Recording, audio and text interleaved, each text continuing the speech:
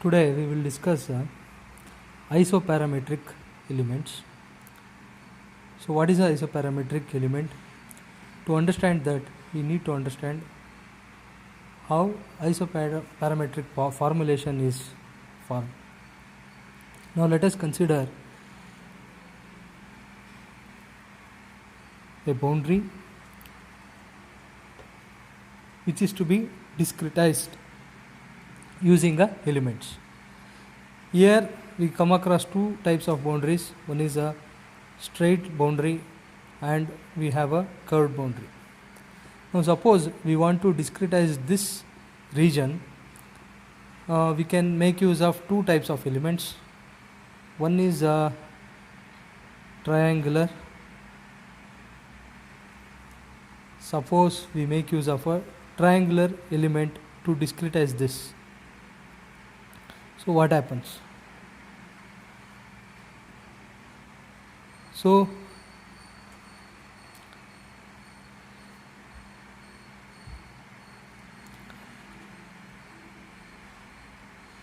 this is how the triangular elements can be used to discretize the region.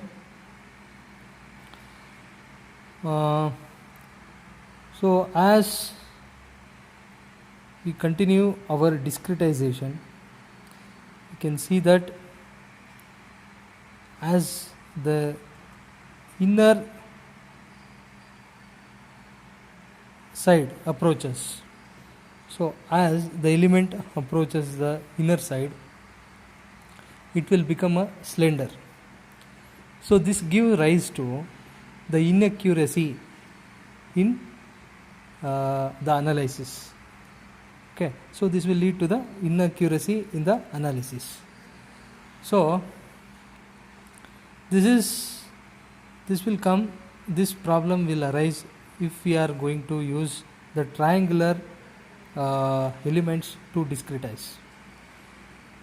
The same region can be discretized using a rectangular elements. It is the second type, rectangular. So here we subdivide the region into number of rectangles. Okay, so like this we can divide this subregion into number of subdivisions like rectangular elements. So when we use the rectangular elements, there is one problem, that is the area of the continuum, that is the curved boundary, the area of the continuum, okay, the area of the curved boundary. The problem will arise in the area of the boundaries, curved boundaries, which will not be covered adequately.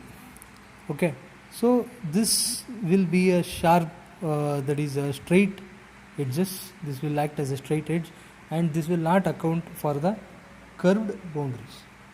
So again, discretizing the regions which includes this curved boundaries using this triangular elements and the rectangular elements will have the accuracy problems. This will undergo the accuracy problems. So we have one more chance, that is a combination of the triangular and rectangular elements, triangular elements and rectangular elements, a combination. So whether the combinations will work out for discretizing. So there is another problem in the combination. The combination of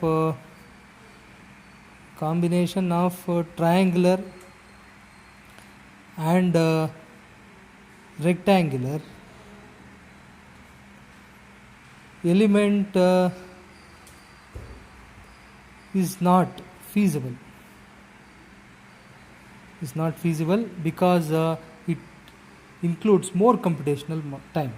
So more and more computational time is required if you are going to use the combination of triangular and rectangular elements. So this is also not suitable way to discretize this region. So now there is one concept called mapping. Okay, concept of mapping. Okay, using this concept of mapping, we can convert a rectangular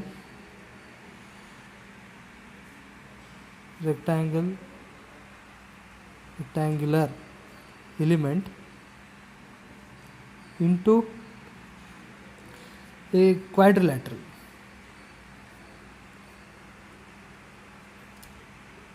Okay, so using the concept of mapping, the same continuum can be discretized with rectangular elements and 4 noded quadrilateral elements near the boundary.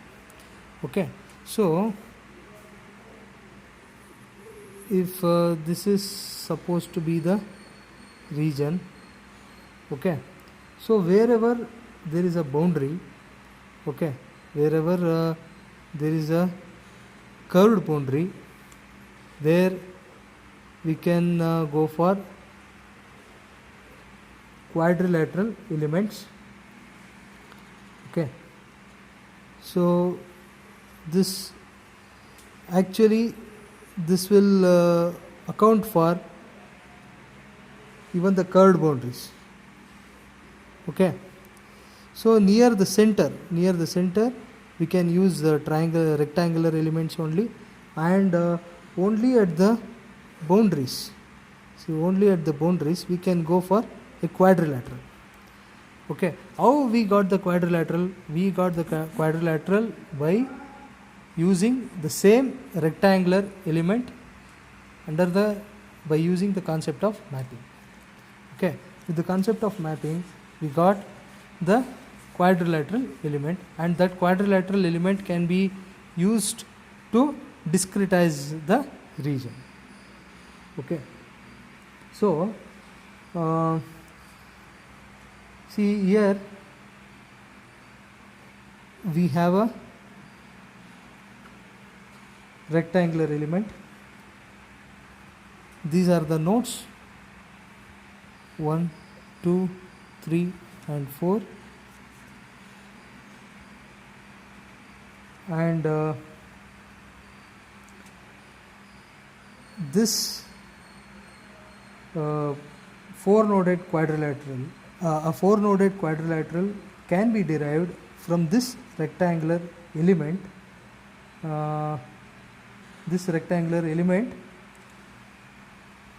By concept of mapping. Okay, usually the rectangle will be in the natural coordinate system, that is zeta and eta. Okay, so the natural coordinate system, we have a rectangular element, 4-noded rectangular element in the natural coordinate system.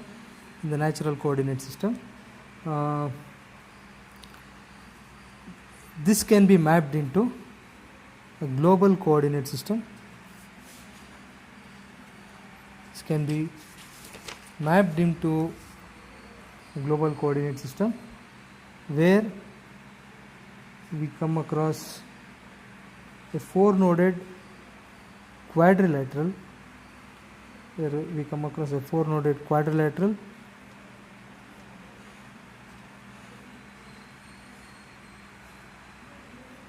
Okay, so any point P will be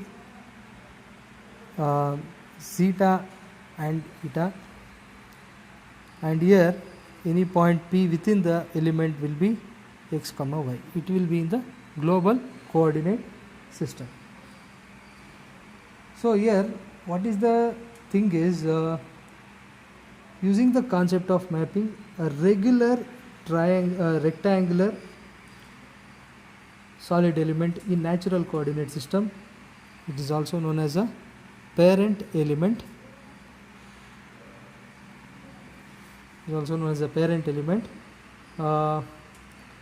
can be transformed into global Cartesian coordinate system,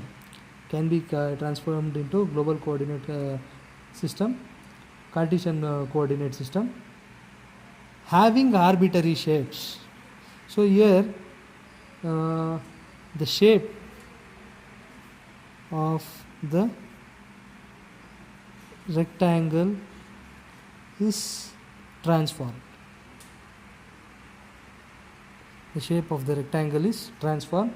So it has given rise to a quadrilateral, 4-noded quadrilateral. The shape is changed. So from the parent element, which is a rectangle, from rectangle it has become now a quadrilateral. Okay. So this is the concept of mapping, and this formulation is nothing but it is known as isoparametric formulation.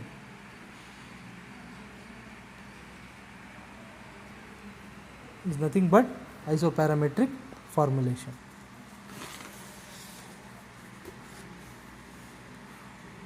Okay.